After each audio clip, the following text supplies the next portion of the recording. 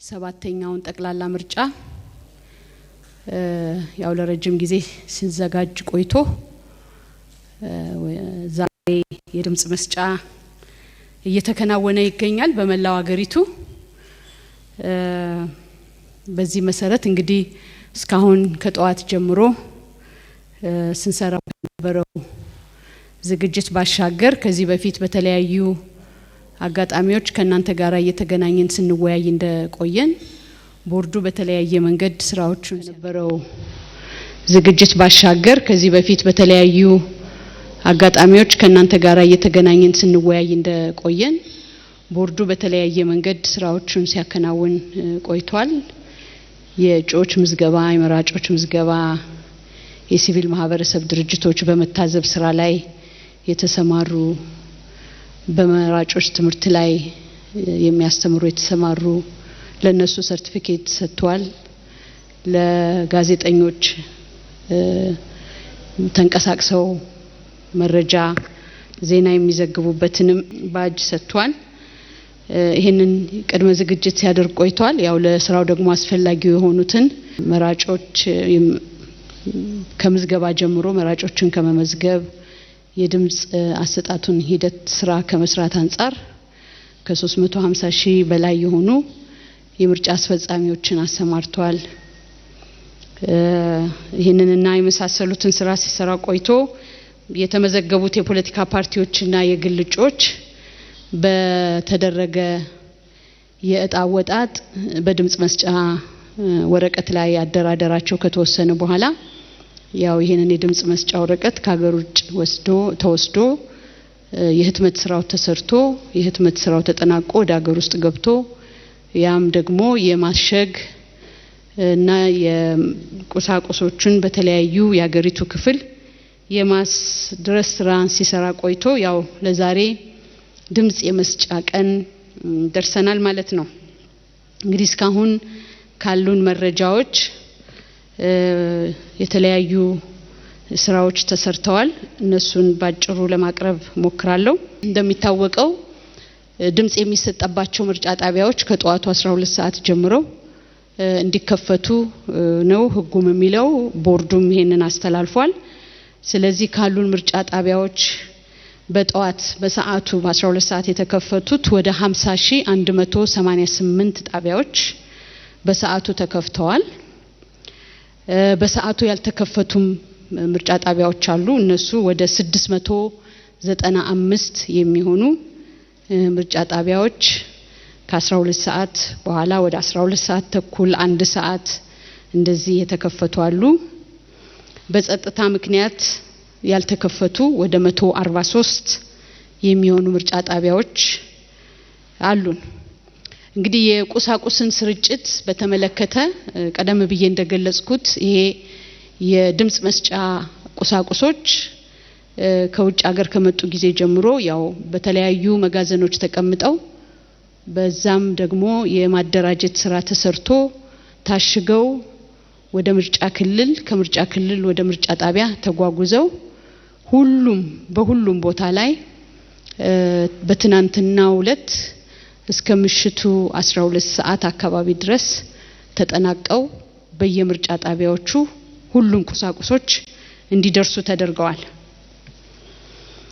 ከዚሁ ጋር እንግዲህ ለዚህ ስራ ሌሎች ከፍተኛ አጋዥና ባለድርሻ አካላት የሚባሉት በተለይ የዚህን የምርጫ ሂደት ነፃ ገለልተኛ መሆኑን ለማረጋገጥ የሚረዱ ወይም የሚያግዙ ትልቅ ኃላፊነት ያለባቸው የምርጫ ታዛቢዎች ናቸው። የምርጫ ታዛቢዎች የተገኙባቸው የምርጫ ጣቢያ ብዛት ወደ 39723 የምርጫ ጣቢያዎች ታዛቢዎች ተገኝተውባቸዋል። ሌላው የፖለቲካ ፓርቲዎች እና የግል እጩዎች የሚያቀርቧቸው ወኪሎቻቸው ናቸው። ስለዚህ ባለን መረጃ የፖለቲካ ፓርቲና የግል እጩ ወኪሎች የተገኙባቸው 41978 ምርጫ ጣቢያዎች ናቸው። እንግዲህ በዚህ ሂደት ስራው እየተሰራ ይገኛል። ያው ከፍተኛ ቁጥር ያላቸው መራጮች በመላ አገሪቱ ወጥተው ድምጻቸውን እየሰጡ መሆኑን እኛም ባለን የዴስክ ክትትል ማድረጊያ ዴስክ መረጃ እየተቀበልን እንገኛለን። ያው በዚህ ሂደት ያጋጠሙን ችግሮች አሉ። ካጋጠሙን ችግሮች አንዱ በተለይም ከፍተኛ ቁጥር ያላቸው መራጮች ሰልፍ ላይ መሆን ያጋጠመን ትልቅ ችግር ነው። በተለይም የዲጂታል ምዝገባ ባደረግንባቸው ምርጫ ጣቢያዎች ረጅም የሆኑ ሰልፎች አዲስ አበባን ጨምሮ ረጃጅም ሰልፍ እያየን እንገኛለን።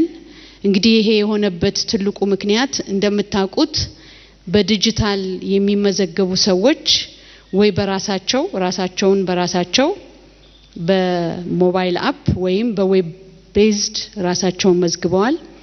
ሌሎቹ ደግሞ በምርጫ ጣቢያ ቦርዱ ባዘጋጀው ታብሌት ተመዝግበዋል። ስለዚህ ለአንድ ምርጫ ጣቢያ የሚመዘገብ ሰው በታብሌትም ሊመዘገብ ይችላል። ሌላው ሰው ደግሞ በሰልፍ ሬጅስትሬሽን በታብሌቱ ሊመዘገብ ይችላል። ስለዚህ የነዚህን ሰዎች ቅደም ተከተል የሚወስነው ራሱ ሲስተሙ ነው ቅደም ተከተላቸው። ነገር ግን ፕሪንት ስናደርገው ይሄንን የመራጮችን መዝገብ ፕሪንት ስናደርገው በአልፋቤት በአማርኛ አልፋቤት እየተከተልን ከሀ እስከ ፐ ድረስ ስንዘረዝር በዛ መንገድ ነው የተዘጋጀው።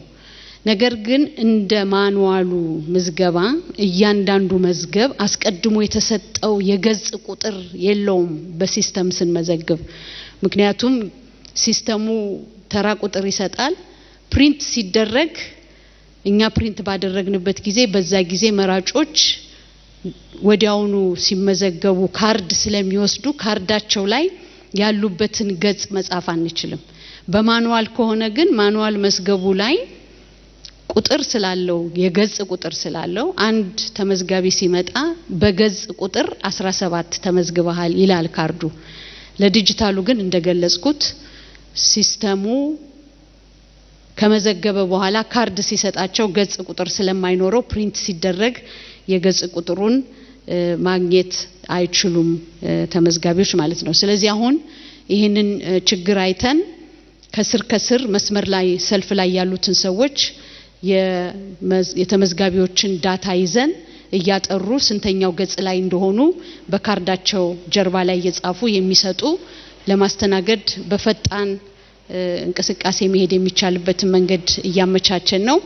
በዚህ አጋጣሚ በዚህ ችግር ብዙ ረጅም ሰዓት ሰልፍ ላይ የቆሙትን መራጮች ይቅርታ መጠየቅ ፈልጋለሁ። ያው የሲስተሙ አፈጻጸም ስለሆነ ይሄ ደግሞ ያው መራጮች መዝገብ በማኑዋል ባለመመዝገቡ አስቀድሞ የገጽ ቁጥር ለመያዝ ባለመቻሉ የተፈጠረ ነው። ግን በፍጥነት እየፈታን ለመሄድ እንሞክራለን ማለት ነው። ሌላው ያጋጠመን የጸጥታ ችግር ያጋጠመን አካባቢዎች አሉ። በዚህ ምክንያት የድምጽ አሰጣጥ ሂደቱ የተቋረጠባቸው ምርጫ ክልሎች አሉ። በቢሎኖፓ፣ በመኮሳቺ፣ በቀርሳ፣ በነዚህ በኩታበር አካባቢ በኦሮሚያና በአማራ በተወሰኑ ምርጫ ክልሎች ከተጀመረ በኋላ በጸጥታ ችግር የተቋረጠባቸው አሉ። ሌላው የምርጫ ቁሳቁስ አላላክ በተመለከተ ሁሉ ምርጫ ጣቢያ ላይ በወቅቱ በጊዜው ቢደርስም ከዚህ በፊት በተወሰነ ምርጫ ክልል ሲመርጡ የነበሩ ነገር ግን በስድስተኛው ሀገራዊ ምርጫ በቦርዱ ውሳኔ ድምጻቸው ወደ ሌላ ምርጫ ክልል እንዲደመር የተወሰነላቸው የዚህ የቀይ አፈር መደበኛ መራጮችን በተመለከተ በሐመር ምርጫ ክልል ስር የነበሩትን ወደ ቀይ አፈር መደበኛ ለማዞር የተወሰነ ጊዜ ፈጅቶብናል። ስንልክ በሐመር ምርጫ ክልል ልከን ነገር ግን ወደ ቀይ አፈር መደበኛ መላክ ስለነበረብን እሱን ያው ከነበረን በምርጫ ክልል ደረጃ ካሉን ቁሳቁሶች ወደዛ ልከን ችግሩን ለመፍታት ችለናል ማለት ነው። ሌላው የኔትወርክ ችግር በተለይም መረጃ እንግዲህ በስልክ ነው የምንሰበስበው። ስለዚህ የስልክ ግንኙነት የተቸገርንባቸው በዘልማምና በሰዳል ወደ ቤንሻንጉል ጉሙዝ በዛ አካባቢ ሰዳል ምርጫ ክልል ላይ መረጃ በወቅቱ ለማግኘት አልቻልንም ማለት ነው። ሌላው ከዚሁ ጋራ በጣም የሚያሳዝንና ለቦርዱ ትልቅ ሀዘን የሆነው በነሞርና ኤኔር አንድ ምርጫ ክልል የምርጫ ክልል አስፈጻሚ የሎጂስቲክስ ክፍል ሰራተኛ የሆነ የቦርዱ አባል በጠዋት ተነስቶ የክትትል ስራ ለመስራት በሞተር ሳይክል ሲሄድ በደረሰበት አደጋ ህይወቱ አልፏል። የኢትዮጵያ ብሔራዊ ምርጫ ቦርድ በዚህ በጣም ከፍተኛ ሀዘን ተሰምቶናል። በዚህ አጋጣሚ ለቤተሰቦቹም ለወገኖቹም የተሰማንን ሀዘን መግለጽ እፈልጋለሁኝ። እንግዲህ በአጠቃላይ በአሁን በደረስንበት ደረጃ እዚህ ላይ ነን ያለነው።